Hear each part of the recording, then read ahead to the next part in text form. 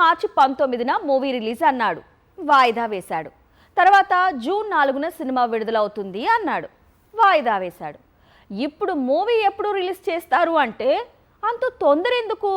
మాదంతా Hollywood style, కాస్త time పడుతుంది, కానీ ఏం చేసినా అభిమానుల కోసమే అంటున్నాడు. ఇంతకీ ఎవరి హీరో అనుకుంటున్నారా?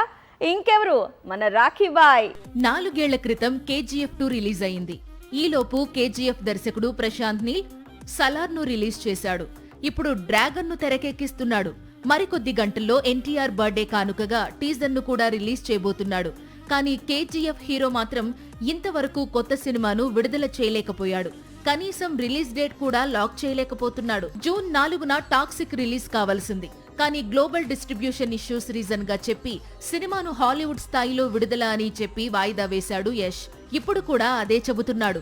టాక్సిక్ అనేది హాలీవుడ్ రేంజ్ మూవీ అని, అందుకే డిస్ట్రిబ్యూషన్ కూడా అదే స్థాయిలో జరుగుతోందని, వన్స్ వరల్డ్ వైడ్ గా డిస్ట్రిబ్యూషన్ వర్క్ కంప్లీట్ అయితే విడుదల తేదీని ప్రకటిస్తానంటున్నాడు యష్. ఒక సినిమా సెట్స్ పైకి వెళ్లక ముందే డిస్ట్రిబ్యూటర్స్ లాక్ అవుతున్న ఈ రోజుల్లో టాక్సిక్ సినిమా షూటింగ్ మొత్తం పూర్తయిన తరువాత ఇప్పుడు డిస్ట్రిబ్యూటర్స్ కు ప్రదర్శించే పనిలో పడింది చిత్ర యూనిట్.